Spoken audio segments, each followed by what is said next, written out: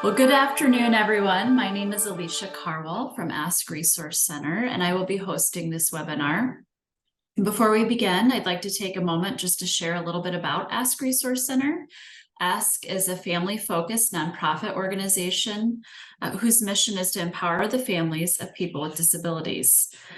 We provide individualized support, collaborative advocacy, training, resources, and leadership development for Iowa families of children with disabilities or special healthcare needs, ages birth to 26, and the professionals who serve them. We want to thank you for joining us today for this webinar titled Youth Mental Health First Aid.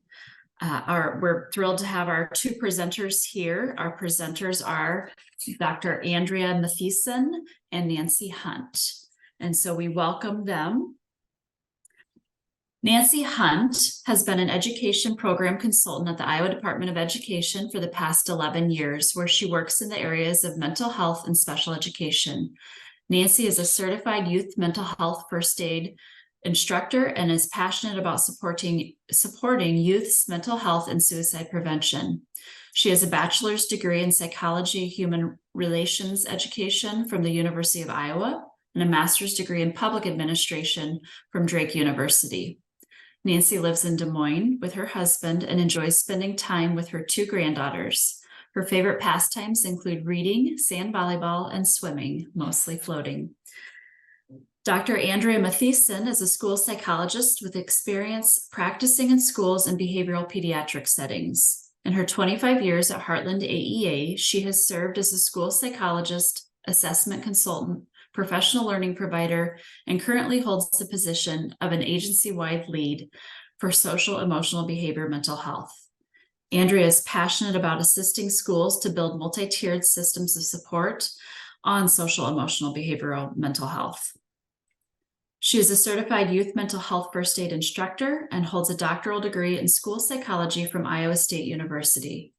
Andrea lives in Johnston with her two teens and enjoys supporting them and their activities. Now we'll go ahead and let them get started. Thank you so much for being here. Thank you very much, Alicia, for that introduction. And thank you all for being here today to learn a little bit more about youth mental health first aid. So we all have mental health. So when we think about it, it's kind of like the tree that you see on the slide. So our mental health is a state of well-being in which the young person, and us as well, really realizes our own abilities. So we know what our strengths are and know what we can handle, as well as cope with normal stresses of life. So we have a test, a young person might have a test the next day. That can create some stress, but that's a normal stress. And if you have positive mental health, you should be able to move through that very easily. Can work productively and fruitfully. So are participating in class, doing homework, and those types of things, as well as contribute to their community. So positive relationships with others and maybe working and so on. So like the tree on the slide, really we need to be taking care of our mental health. So it needs nourishment, rest, support, care, just like a tree. So it needs to be fostered and maintained. So what are some of the things that people can do to promote their physical health? So some ways that we can do that is making sure we get enough exercise or sleep, rest when we need to, and eat a variety of foods or a healthy diet. So how do you think we can care for our mental health? And it's going to be some of the same ways, right? If we're taking care of ourselves physically, a lot of times our physical and mental health are very closely related and intertwined. So a lot of the things that we do to care for ourselves physically can also be very helpful in caring for our mental health as well. So as we're thinking about having positive mental health, we also need to address a little bit about what are mental health disorders. So we'll move into that and define that as well. So a mental health disorder is a diagnosable disorder. And I just want to underline the word diagnosable because it is something that can be diagnosed by someone with the proper training. So that would include someone like a therapist or a psychiatrist or a clinical social worker, anyone that is licensed to do diagnosis. So when someone is diagnosed with a mental health disorder, we'll see that disorder can affect a person's thinking, their emotional state, and their behavior. So we're going to see a change in the person and how you might be able to see how their thinking patterns are different, or their emotional state is off. And then also it disrupts the person's ability to work or attend school, carry out daily activities, and engage in satisfying relationships. So it's really going to be, does this disorder impact a person's ability to do that? So we're looking at the impact on the carrying out those daily activities, and having those relationships and being able to carry out their responsibilities either at work or at school. So another term that you hear when it comes to disorders is sometimes it could be referred to as mental illness. So that's used sometimes interchangeably. So just keeping that in mind as we move forward. So how common do you think mental health disorders are in youth? So if we're talking about a room of 25 people, how many young people do you think could have a mental health disorder that significantly impacts their life? Approximately 1 in 5 youth in the United States will have a mental disorder that could significantly impact their life. So it's very likely that we all have young people in our lives that might be being impacted by a mental health disorder. And so that's why it's very important that we're learning a little bit more about it. And if you're interested, maybe learning how to become a youth mental first aider, because we know that early intervention can be very helpful. So research shows that mental health disorders often emerge in childhood, and they tend to be more persistent and more severe the longer and longer than those that emerge later in life. So they're also at a greater risk of developing additional mental disorders if those are impacted first in younger youth. So we really are thinking about early intervention to hopefully have better outcomes for young people in the long run. So here on the next slide are some statistics for you to consider. And this is from the Iowa Youth Survey, and that the last one that was done in 2021. So this report shows that students reporting wanting to kill themselves in the last 12 months. So that's what the question was. And we see that 17% of 6th graders report that they were wanting to kill themselves, 21% of 8th graders, 24% of 11th graders. And then of students reporting suicide ideation, the percentages were 24% for 6th graders, 26% for 8th graders, and 20% for 11th graders. So you see that our youth definitely need mental health supports across our state. So we just wanted to give you a little bit of an idea of how many youth we're actually talking about here. So I'm just also a little quick background on the Iowa Youth Survey. So this is the lead agency for this is the Department of Health and Human Services, but the department does, it's in conjunction with the department, but this survey goes out to 6th, 8th, and 11th graders in the state. And then the districts all receive a report for their district individually on the results. So you can see it's definitely something that we need to attend to. So we talked about a lot of times mental health disorders that begin early result in less positive outcomes for young people, but we do know that mental disorders can begin at any age. So many of them begin in very early or childhood or adolescence. Sandra, would you display or unveil for us? So for anxiety disorders, it's age 6. So often those that are in my course find that to be surprising, right? Because if we're talking about the median age, again, that would mean half starts before age 6 and half after age 6. Again, it can start at any time, but this is just to kind of help us ground ourselves in how early mental health disorders might manifest themselves for certain youth. So age 11 is when the median age for ADHD and behavior disorders. So that often Andrew and I both do this, do a training for schools, and that is never a surprise to them, and that's the age. What about mood disorders? And it's age 13 is the median age for mood disorders. And our last one is substance use. So one thing we know about substance use for youth is that any age is really problematic because the brain is still developing, and it really increases those impulsive behaviors, which adolescents are already prone to. So that is one that we know can be problematic. All right, so I'm going to turn it over to Andrea, and she's going to talk a little bit about youth mental health first aid specifically. So as we think about youth mental health first aid, it is really the help that is offered to a young person experiencing a mental health challenge or crisis. So I think about it very similar to something like CPR. If you were interacting with someone and they needed CPR, you would not be the one that would be diagnosing their physical concern, or that you would be the one in charge of treatment for a long period of time, but you would be the one that would offer them assistance until someone, additional person could be accessed in order to intervene in a crisis situation, or for someone that is just beginning to experience a challenge. And so as we think about youth mental health first aid, it is that initial help that we offer that young person when they begin having a challenge or crisis.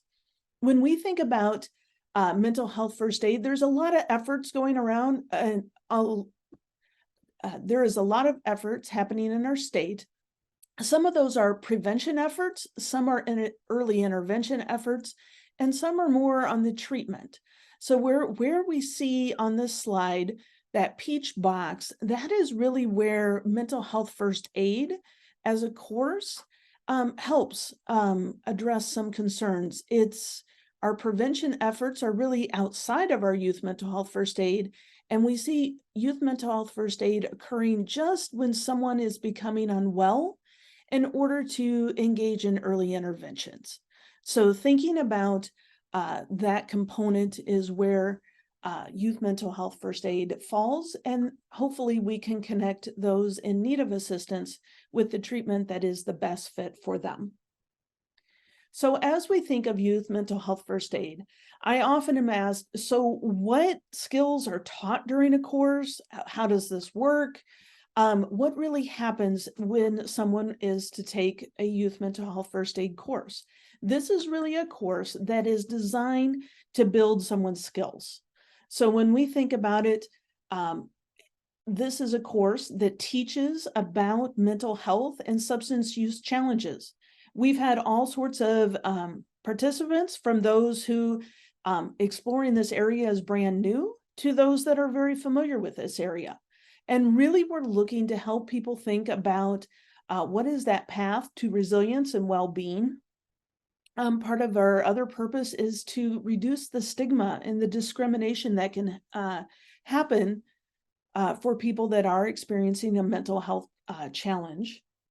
And also thinking about improving overall psychological safety, as well as addressing mental health and substance abuse challenges. So people often ask me then, so what is the role of a youth mental health first aider? And like I mentioned before, it is not to diagnose or treat themselves or others. So sometimes defining what the role is and what it isn't can be very helpful, and it is not to diagnose or treat themselves or others. So that is what the role is not, but it is really talking about what things can you observe in other individuals that might be an indication that someone is having a mental health or substance abuse challenges. What changes might you see? And really offering non-judgmental listening to that individual while respecting the privacy of the youth and the family, and really serving as that link to possible intervention if that is what is needed in that situation, while really respecting and honoring the culture of that youth and family. And so the role is really, I think of it often as a bridge to other treatment. And so just like that CPR, we would care for someone until another individual arrives that is maybe sometimes we think of as more qualified to address a mental health concern, or that is their profession. But many of us can become very qualified to observe changes that we're seeing and being a help to others. So that is definitely something that each of us can do. And we would love to see as many youth mental health first aiders as possible in our state, because as Nancy indicated, it's very needed for our youth and if we're going to care for our youth and their families. So why is this important? Believe it or not, the average delay in assessing intervention from the first time that someone has symptoms is typically 8 to 10 years. So individuals do not seek treatment necessarily very readily. And often we know that mental health challenges and concerns are best addressed if those challenges are addressed early on. So we want to help people seek help and get help as early as they possibly can in order to have those more successful outcomes. And so that is what we're striving to do, is to have mental illness treated like physical illness as effectively as possible. Another purpose of youth mental health first aid is to address some of the stigma that goes along with having a mental health concern. So often when we have a mental health concern, that can have kind of a negative attitude or stigma towards people that have those challenges.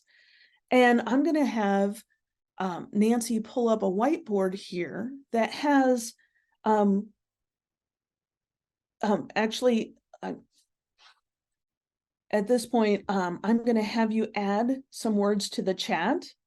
I've been thinking about what are some of the things or the words that you think of when you think of an individual with a mental health challenge. What are some of the words that you think of?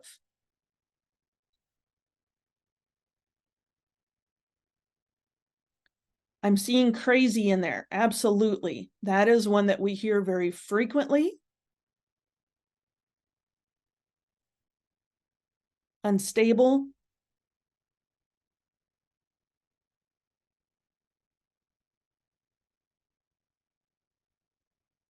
Any other thoughts? Just not trying. Thank you, Caitlin. Helpless.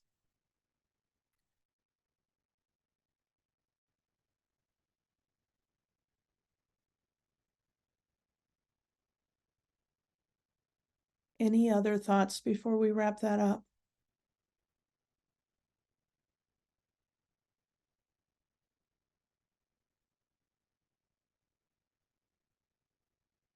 These are just a few of the many words that are often used to describe individuals that may be experiencing a mental health challenge.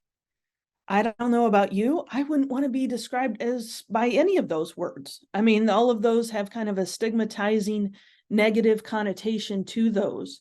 And so really we're working to kind of address that stigma that comes with having a mental health challenge.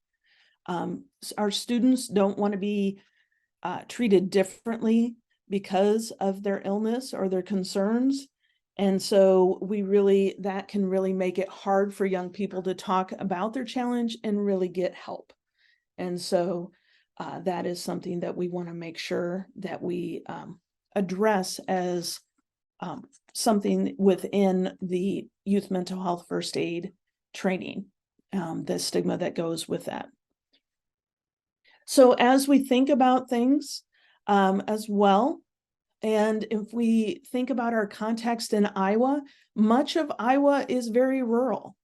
And nationally, we can see that almost 23% of people in more rural areas have experienced a mental health condition. And so regardless of if you're in a metro area or a rural area, mental health is definitely a concern. Approximately 1.8 million people living in rural areas are reported as having a serious thoughts of suicide in the previous years. So this is not a metro concern versus a rural concern, but we want to be very cognizant that this is everywhere. Many times, though, in our rural areas, there can be more of a negative community attitude towards mental health challenges, and there are some concerns regarding privacy. Just when our population numbers are not quite as high, that I know that I grew up in a small town of around 3,000 people, and I kind of felt like everybody knew everyone. And so some of those privacy concerns, if you are having a challenge, can be something that people feel even more so in the rural areas. Rural areas are also, and this is not, it's happening nationally and in Iowa, but experiencing chronic shortages of mental health professionals. And so we just don't have enough mental health professionals to serve folks, especially in our rural areas, and working to see how we can have additional providers there.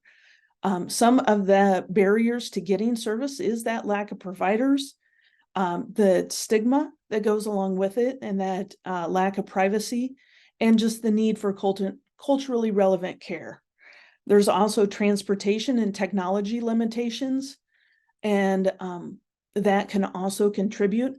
I think of many of the students that I work with, those who live more in more rural areas also miss a significant amount of school in order to travel to see a provider. And so these current concerns are definitely very real for many folks. Some additional barriers is just the idea of not wanting to show weakness, and maybe that negative community attitude towards mental health challenges. I mentioned privacy. And if there is maybe only one therapist in the area and someone has a negative experience, it's not a lot of options to go and seek services from someone else due to that lack of access and availability. Many folks perceive themselves as a burden to their family if they are experiencing a challenge, and that is heightened, and not wanting to be a financial burden as well. So we need to kind of break some of those perceptions in order for folks to be willing to seek services. And with that, I'm going to turn things back over to Nancy to talk a little bit more about what participants learn. Thank you, Andrea. So Andrea kind of talked a little bit about the lack of mental health supports and services that we have in rural areas and across the state as a whole, which is why youth mental health first aid can be so important for our state, because it does provide that safety net of adults who are trained to help recognize signs and symptoms of a young person that might be experiencing a challenge or might actually be close to a diagnosis of a mental health disorder. So if someone were to attend a youth mental health first aid, what they learn is some risk factors and warning signs of mental health and substance use challenges. So it really teaches those that are taking the course to increase their noticing skills and be aware of what factors can put someone at a greater risk of developing a mental health challenge. They also learn some information on depression, anxiety, trauma, psychosis, and substance use. So as Andrea mentioned, as a youth mental health first aider, you're not qualified to diagnose a mental health disorder, but what you are given is some tools to help recognize signs and symptoms that a young person might be experiencing some sort of challenge. And so we do teach a little bit more about some of the particular disorders that are more common among young people, so that you have some idea of what those look like and what the risk factors for those might be. The main kind of the whole heart of the program is a 5-step action plan, which is called the ALGEE, and it's really kind of a framework to help someone who's developing a mental health or substance use challenge. So it gives you some very specific tools and some very specific language on how to talk to a young person about signs and symptoms that you might be seeing, and then how to offer support as well, and then connect to that next level of support when needed. So it's available It also has available evidence-based professional, peer, and self-help resources. So the course itself is very evident, it's grounded in evidence, and they do a lot of evaluation to be sure that it's effective in helping adults be more prepared to support a young person that might be experiencing a mental health challenge. So one of the things that is important to think about is sort of what is typical adolescent development. So as we're looking at youth behavior and things that we see and hear from youth, we really want to be able to recognize, is this something that we should be concerned about? So we also need to think about what's just typical. What do all young people experience in that transitional phase of growth and development between childhood and adulthood? So thinking about like 10 to 19. So during that time period, what sorts of changes do you see? So thinking about signs and symptoms, and we're thinking about this in an A to Z format. So if we're thinking about a word that we could use to describe signs and symptoms that we might notice a young person is experiencing. So if we're thinking about the letter A, we can use apathetic for an example. Activity, it's really just to think about all the things that we see about young people, right? So like, let's say young people, someone is having a bad day. So what are some of these things that you think could also describe a young person that's having a bad day? So if they're having a bad day, they might experience a roller coaster of emotions, right? Also, what are some of the things on this list that we might see if somebody is experiencing a physical challenge? Like maybe they have the flu. So we might see vomiting, right? Somebody that's sick might also be quiet. Or again, experiencing some gastrointestinal sort of discomfort, right?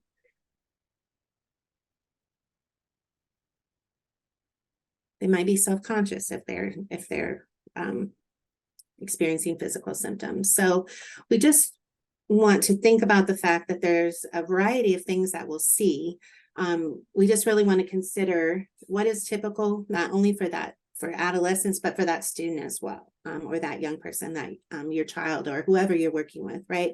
So is this young person always quiet, or suddenly did they become more quiet? So it's really a change in what's typical for that young person or not typical overall.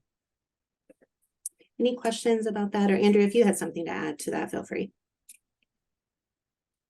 I think the reason that we talk about what's typical adolescent development is because we're really looking for that those changes and what is typical for that student in order to recognize, okay, is this something that I need to be concerned about, or maybe not so much? And so I just like to emphasize that knowing what is typical also helps us figure out maybe what is not typical as well.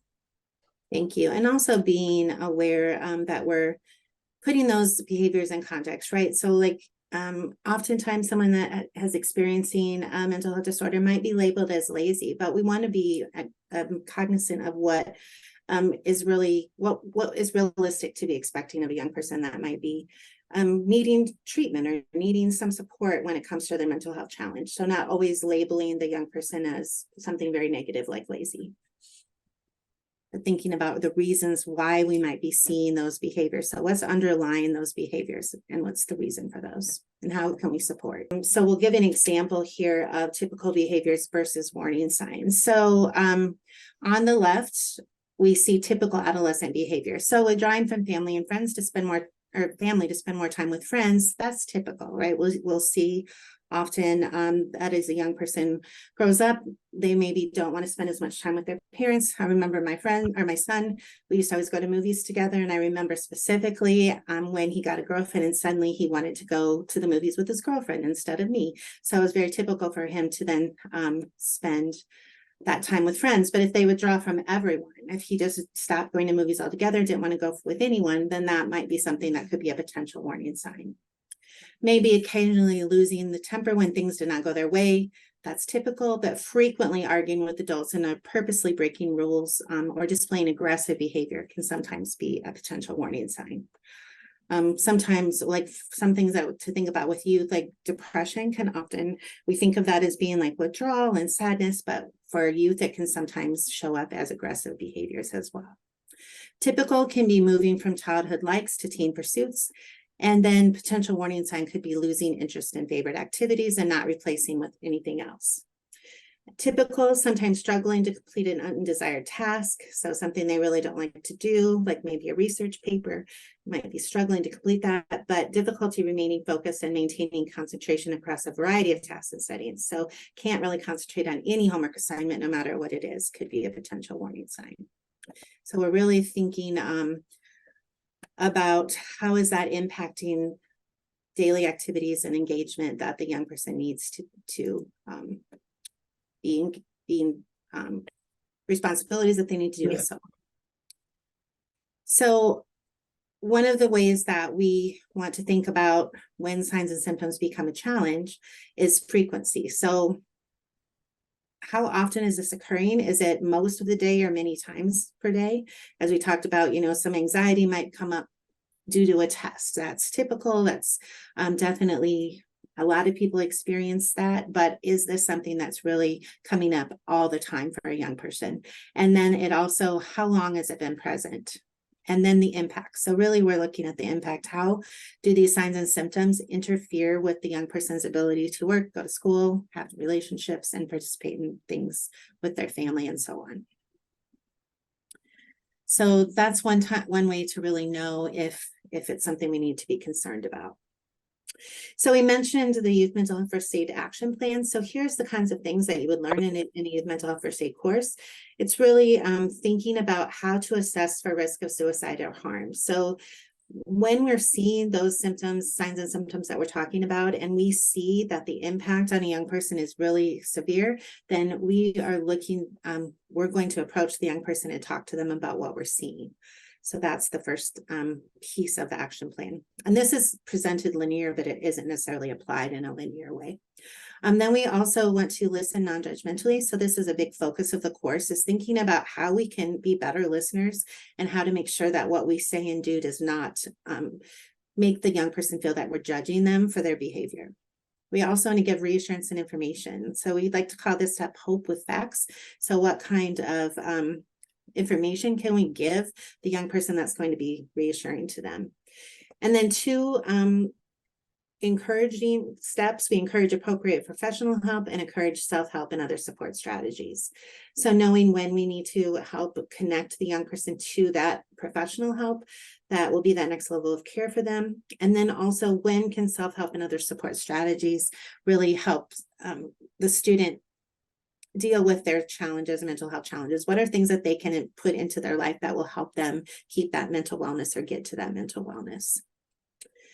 So those are some of the steps that a youth mental health first aider would learn. And Andrew is going to talk to you a little bit more about how it works. So youth mental health first aid and mental health first aid. Mental health first aid is the adult version, and youth mental health first aid is the youth version. And both of those really work. If you think about individuals, that many people are out there, kids and adults alike, wishing for something better and really hoping that help will show up. And it's really important for us to get people connected to the care they need to help get them to a better place. So you may be wondering right now, what can I do right now? So these are some bullets that we would like to emphasize: creating safety. And the part of that goes with reducing stigma. For young people to talk about mental health challenges can go a long way. One of the best protective factors we have, and by protective factor, I mean things that help students not to experience mental health challenges, is to build relationships with others and creating those trusting relationships with others. If every kid has one caring adult, that would be a protective aspect for good mental health for all of us, is to build those relationships and trust. So also, creating a sense of hope and power, that they have strengths to build on and to build on their skills. If you are talking with someone and they mention a mental health challenge, please take them seriously. and discuss your concerns with them, as well as others that you might be able to connect them to.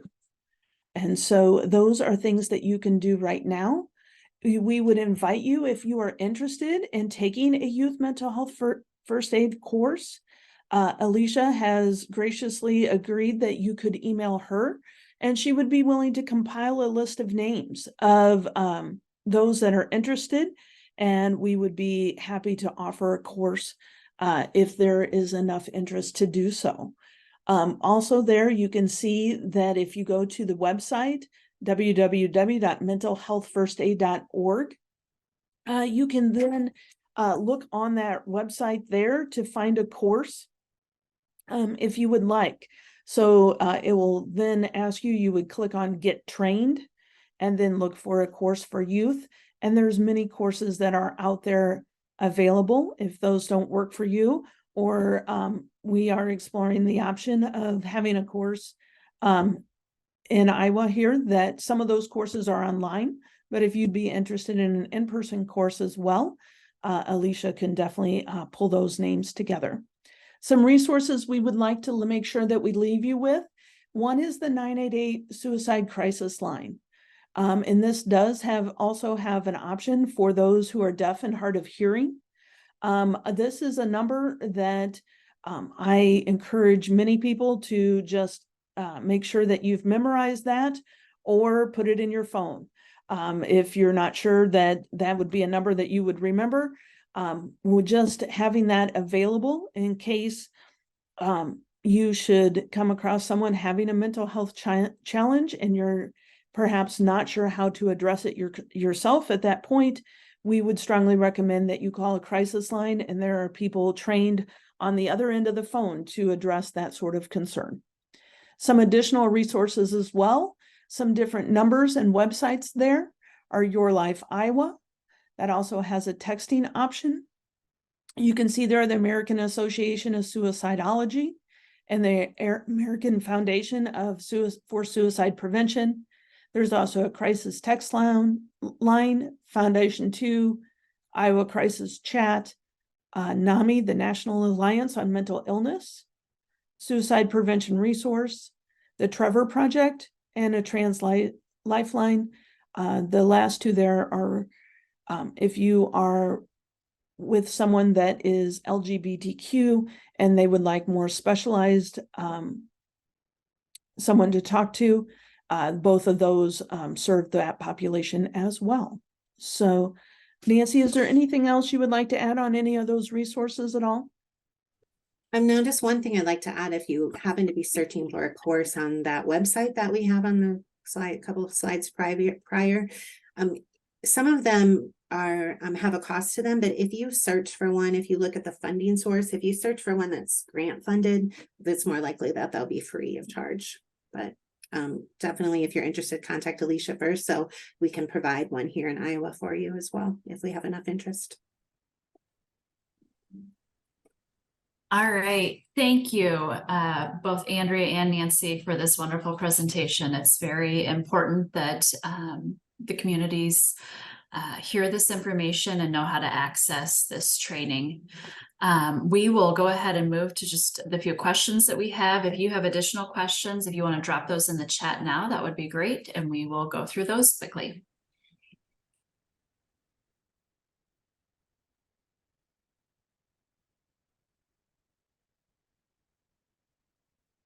One question that I had in the chat was, what would you say the main difference is between if someone were to take the youth mental health first aid course as opposed to the mental health first aid? The youth course is specifically intended for adults who support youth. So the ALGEE action plan is basically the same in both, but the youth course would include that information about typical adolescent development and things that we need to know about how youth might experience mental health challenges. And then some language that's more targeted towards an adult speaking to a young person. And we do some role playing and such in the course as well. So the examples, of course, would be young people and the types of experiences that they might have that would be more specific to their age. Andrea, do you have anything you wanted to add? I think you covered it all. And how long do these courses typically run? Was another question. The content, sorry, Andrea, the content for the youth course is, if it's in person, it's 6.5 hours of seat time, if you will. So there's instruction time for 6.5 hours, and then we add breaks and lunch in there. If it's a blended course, it's 4.5 hours with instructor time plus 2 hours of self-paced work that would be done but prior to the course. So they are a kind of a full day, longer time period, but I would say very necessary for that amount of time in order to build the skills and feel confident to interact with someone with maybe that is experiencing a mental health challenge or a substance abuse concern. And to let you know too, it's not all lecture, like Okay. there's a lot of activities and discussions and practice time built in, and we tried to incorporate a few of the activities here today to give you kind of a feel for what it would be like. So like that A to Z activity, for example, is one of the activities from the course itself. All right, and just being mindful of our time, I'd just like to thank both Nancy and Andrea again for being here today and for presenting this information that's so important. Thank all of you for being here and attending this session.